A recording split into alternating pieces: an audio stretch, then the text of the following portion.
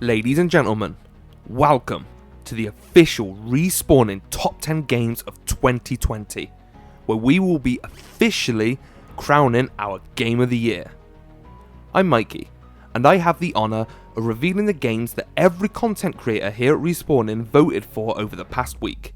The way we collect the votes was simple. Each of us have created our top 10 games of 2020 and released them on our website, respawning.co.uk. So if you want to know which game won Game of the Year for each of us individually, then make sure you hit up the website and find out. Then, we proceeded to award points for each game depending on its placement. For example, if you rank a game at number 10, it gains 1 point. Rank a game in 9th place, and it will get 2 points. All the way up to the top game, which would receive a whopping 10 points. Any games with the same amount of points were then separated with a tiebreaker vote amongst the team. The votes are counted, and we officially have Respawning's top 10 games of 2020 to go through right here, right now. So settle in, grab yourself a drink, and join us as we find out what has won the official Respawning Game of the Year for 2020.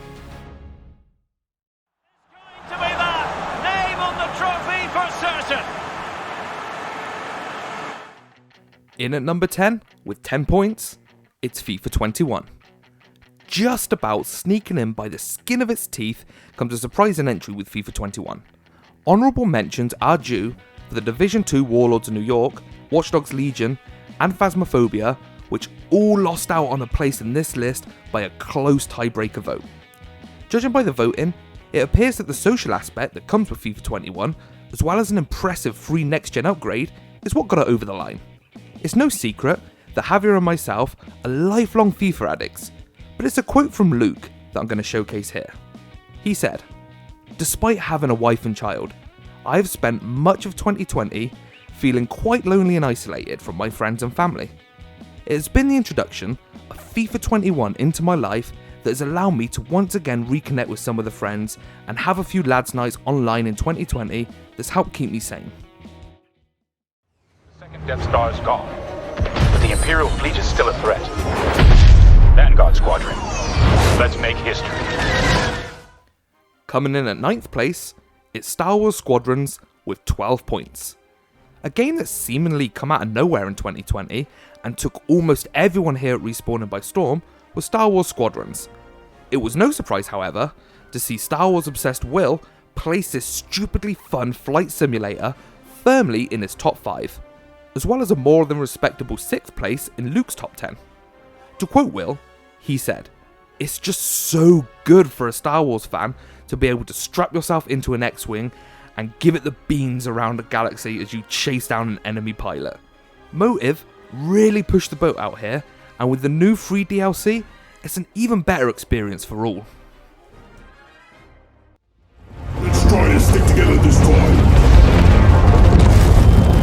By the book, lads, no heroics. At number 8, it's Deep Rock Galactic with 14 points. Okay, a bit of honesty here from your dear narrator. I'd never heard of Deep Rock Galactic before we began putting together our Game of the Year lists, but it more than earns its place on this list as it featured high for both Will and Lance, who have loved this co-op first-person shooter. In fact, it reached a mightily impressive 2nd place for Lance, who had this to say: "It's brilliant.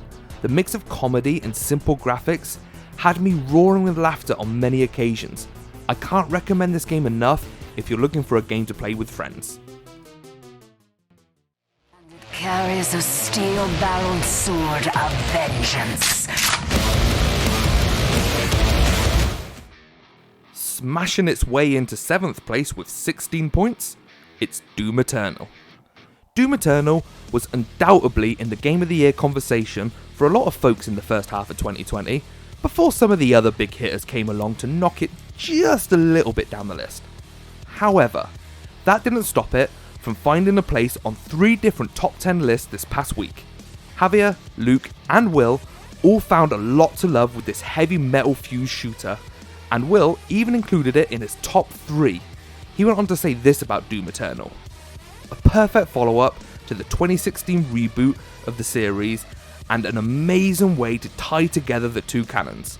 Eternal is a brutal blast with a fantastic mixture of platforming and combat to keep you engaged from start to blood-soaked finish.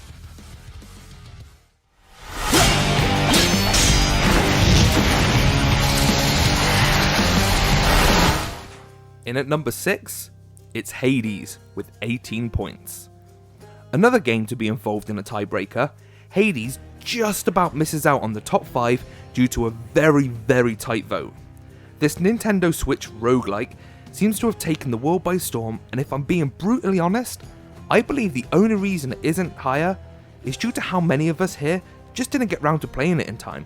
Because those who didn't think twice before placing this bad boy high up on their list, with Will even giving it the number 1 spot on his. However, it's a quote from Luke that I'm going to read out here. He said, "The writing and character design is second to none, and Hades epitomizes everything I want from a 2D roguelike. I had such a great time fanboying over Hades throughout my ongoing playthroughs of the game. I only recently completed this game, but it is still my most played Switch game of 2020 by a country mile." Go, go, go! Whoa! Let's not shoot each other, alright? Jumping into the top 5 now. Number 5, Spider-Man Miles Morales with 18 points. Given that only 2 people here at Respawning have played Spider-Man Miles Morales, it says a hell of a lot that it managed to break its way into the top 5 with an impressive 18 points. The showcase game for the new PS5 was more than just a spin-off. It was a brilliant story in its own right that both Luke and myself agree is actually better than the original Spider-Man game from 2018. It was a clearer, more concise narrative that pulled on our emotions more than most. Gaining the 3rd place on my own list, this is what I had to say. What an incredible experience this game was. After 2018 Spider-Man, my expectations were probably unreasonably high for this shorter Spidey adventure. So the fact that Miles Morales actually went above and beyond those expectations was probably my favourite surprise of 2020. Of course, we can't ignore what Luke had to say either, as he proudly put Miles Morales as his personal game of the year. He had this to say: "Just allowing me to swing around the city is enough to put you as my favourite game of 2020. Couple this with your narrative that is second to none and vastly improved combat, Miles Morales is one of the best games I have played in the past 10 years, and I just love it so much." Biting off more than they can chew. Chomping its way into the number 4 spot, it's Maneater with 20 points. What the hell?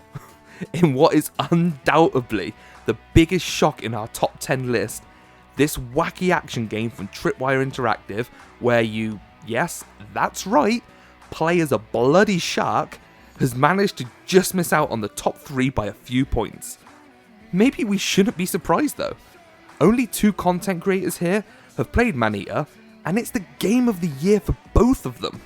Stuart and Alex both couldn't get enough of what they see as the most fun they've had all year. Here's what Alex had to say about Maneater. "I wasn't planning on playing this game until watching the Bear's Den review of it and immediately purchasing it. What followed were 15 hours of the most satisfying, fresh and fun gameplay I have had all year. And aside from some late game camera issues where your shark grows to be too big for certain environments, Maneater is a perfect game and an absolute necessity for anyone, and one which I cannot wait to play again when my PS5 shows up. Which is likely years from now, judging how things are at the time of writing." You remember me?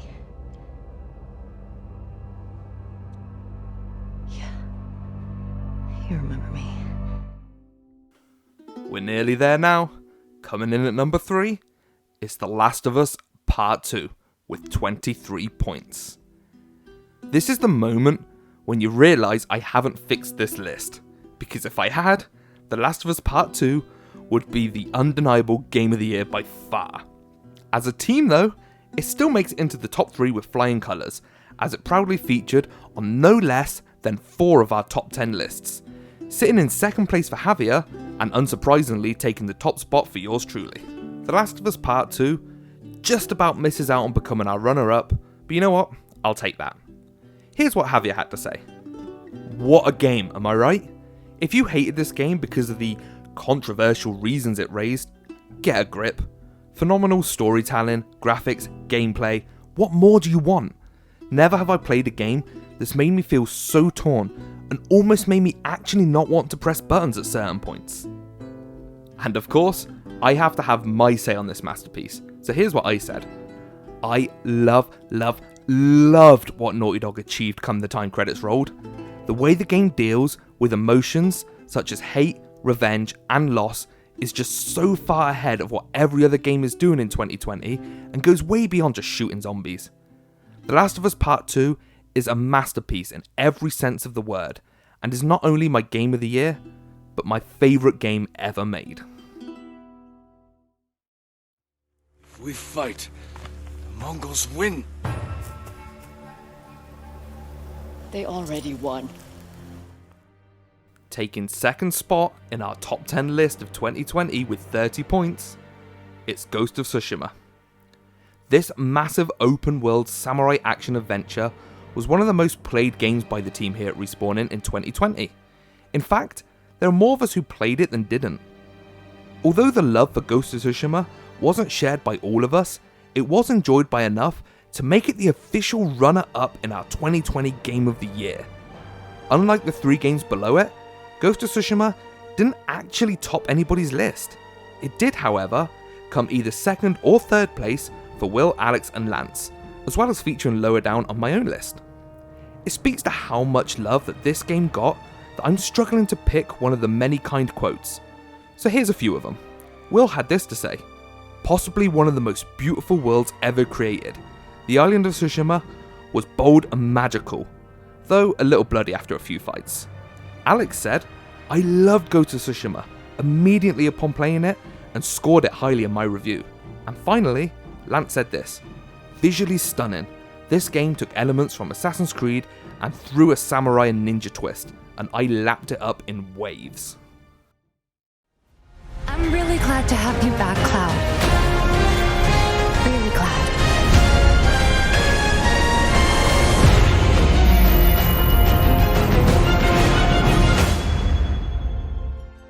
Taking that massive number 1 spot is Final Fantasy VII Remake with 41 points. There we have it. Final Fantasy VII Remake is officially Respawning's Game of the Year for 2020. In truth, it wasn't even close. Final Fantasy tops the list by a gigantic 11-point gap, the biggest point difference between any 2 games on this list. And it's no surprise really. Much like Ghost of Tsushima, pretty much every person involved with Respawning has played Final Fantasy VII Remake, except this time, pretty much all of us loved it.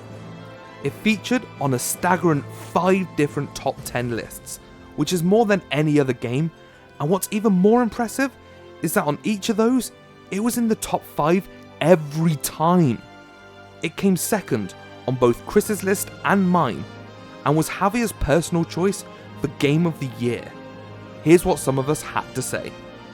Luke said, when it came to the execution and how Final Fantasy VII isn't really a remake, it's more of an alternate timeline spin-off game in 2020, this allowed me to fall in love with the game and easily become the best JRPG I have played all year.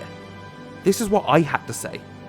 I'm really struggling to pick a fault with Final Fantasy VII Remake. The story was near perfect, characters were wonderful, and the gameplay was just so damn fun. And finally, Javier said this: this game enveloped me like nothing else this year. I couldn't think about anything else until I finished it, and it's easily one of my favourite games ever. So there we have it, Respawning's official top 10 games for 2020. Let's just go over those again very quickly. In 10th place was FIFA 21 with 10 points. In 9th place was Star Wars Squadrons with 12 points. In 8th came Deep Rock Galactic with 14 points. Doom Eternal took 7th place with 16 points. Hades just missed out on the top 5 in 6th place with 18 points. Also on 18 points, winning on tiebreaker, was Spider-Man Miles Morales taking the 5th spot. In 4th was surprisingly Maneater with a huge 20 points. The Last of Us Part 2 with 23 points just sneaks into the top 3. And the runner-up for our Game of the Year was Ghost of Tsushima with 30 points. But taking that gold medal, our official Game of the Year for 2020 with an enormous 41 points was Final Fantasy VII Remake. Now, the most enjoyable thing about doing these lists is hearing other people's lists. Like I said, we've done our own top 10 lists over on the website respawning.co.uk, where you can check out in more detail what we all thought was our Game of the Year. Also, what I really want to do is hear your Game of the Year. I want to open up a discussion. So please feel free to name your top 10 games of the year in the comments below, and we can all have a good discussion about it. If not, just hit us up at Twitter at RespawningUK and we can discuss it there. Thank you for watching. Not just this video, but thank you for watching all our content this year. You guys have been fantastic, and we're hoping that 2021 will be a hell of a lot better than 2020. I mean, it can't be worse, right? But hey, look on the bright side. We had all those awesome games in 2020, so it's not all doom and gloom.